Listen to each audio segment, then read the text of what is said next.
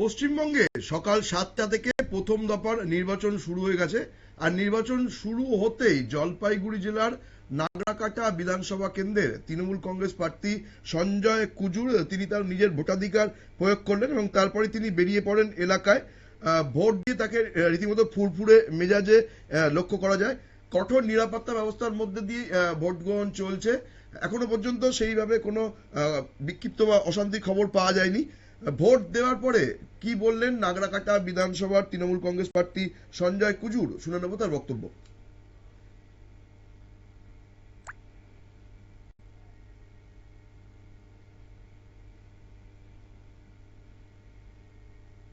বিষয়ে কতটা আত্মবিশ্বাস? এখানে কোনো সন্দেহ কোনো অবকাশ নেই, জয় নিশ্চিত। সাধারণ মানুষের সাথে একসাথে যে ভোটটা দিলেন, এটা কি নিজের ভোট নিজে দিন, সেই যে ইলেকশন কমিশন যে বলে সেই মানে সেই বার্তাই দিলেন? হ্যাঁ হ্যাঁ, নিশ্চিতভাবে। আর নিজের ভোট নিজে দিবেন এবং সাধারণ মানুষ, আমরা সাধারণ ভোটারে আমরা সাধারণ লাইন ধরেই আমরা ভোটটা দিই, সাধারণভাবেই ভোটার। এমনি কোনো আশঙ্কা করছো কোনো ঝামেলা হতে পারে বা কিছু? আপনার বিধানসভা এলাকা কোনো এলাকা স্পর্শকাতর, সেই এলাকায় বেশি নজর দেওয়া হয়েছে, সেগুলো কিছু আশঙ্কা করছে? দেখেন, এখানে আদেশ আমার সামরিক বাহিনী রয়েছেন, ওনাদের উপরে আমাদের ভরসা আছে। নিশ্চিতভাবে সুস্থ ভোট হবে।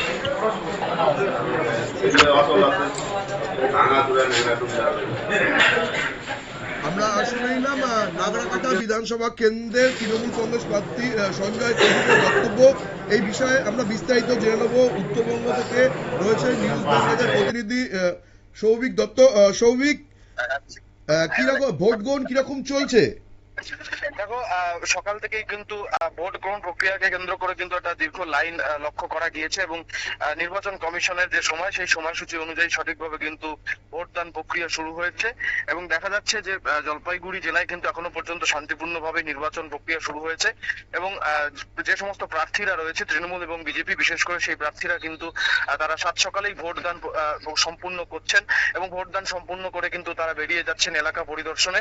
সেই সঙ্গে তোমাকে বলে রাখতে চাইবো যে ডুয়ার্সের চা বলয় এলাকা নাগরাকাটা, সেই নাগরাকাটা বিধানসভার যে তৃণমূল প্রার্থী সঞ্জয় কুজুর তিনি কিন্তু সাত সকালে ভোট দিয়েছেন এবং ভোট দিয়ে কিন্তু খোশ মেজাজে রীতিমতো তিনি তার এলাকা পরিদর্শনে কিন্তু বেরিয়ে গেছেন এবং পরবর্তীতে কিছুক্ষণ আগেই কিন্তু ধূপগুড়ির তৃণমূল প্রার্থী নির্মল চন্দ্র রায় এবং ধূপগুড়ি বিজেপি প্রার্থী নরেশ রায় তিনিও কিন্তু ভোট দিয়েছেন এবং মালবাজারের যে প্রার্থী রয়েছেন উলুচিক পড়ায় তৃণমূল প্রার্থী বিদায়ী মন্ত্রী, তিনিও কিন্তু ভোট দিয়েছেন। অর্থাৎ প্রার্থীরা কিন্তু সাত সকালে ভোট দিয়ে তারা এলাকা পরিদর্শনে বেরিয়ে যাচ্ছেন এবং শান্তিপূর্ণভাবেই নির্বাচন এখনো পর্যন্ত চলছে। এখনো কোনো অশান্তির ঘটনা অন্ততপক্ষে জলপাইগুড়ি জেলা থেকে কিন্তু উঠে আসেনি।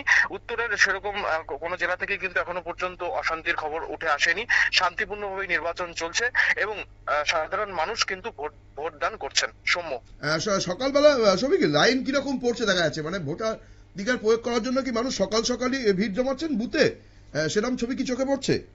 একদমই। দেখো, সকাল থেকে একটা দীর্ঘ লাইন লক্ষ্য করা যাচ্ছে। তার কারণ হিসেবে যেটা সাধারণ মানুষের কাছ থেকে জানতে পাওয়া যাচ্ছে যে সাত সকালে তারা ভোট দিয়ে কিন্তু তারা বাড়ির পরিবারের সঙ্গে পরিবারের কাজকর্ম তারা করবেন এবং সাত সকালে ভোট দিয়ে তারা এটাকে সম্পূর্ণ করতে চাইছেন, যাতে পরে আর কোনো বিশৃঙ্খলা বা সমস্যার মধ্যে কি ভোটদান প্রক্রিয়া সম্পূর্ণ করতে না হয়। তাই সাত সকালেই আগাম ভোট দিয়ে তারা ভোটদানের যে আজকের প্রক্রিয়া, সেই প্রক্রিয়াটা তাদের গণতন্ত্রের যে অধিকার, সেই অধিকারটা সাত সকালে তারা প্রয়োগ করতে চাইছেন। সেজন্যই কিন্তু একটা দীর্ঘ লাইন সকাল থেকেই লক্ষ্য করা যাচ্ছে। সৌম্য, অসংখ্য ধন্যবাদ সৌভিক। আমরা নজর রাখবো, তুমিও নজর রাখবে, আমরা দর্শকদের তুলে দেওয়ার চেষ্টা করবো যে কিভাবে ভোট গ্রহণ চলছে। ধন্যবাদ সৌভিক।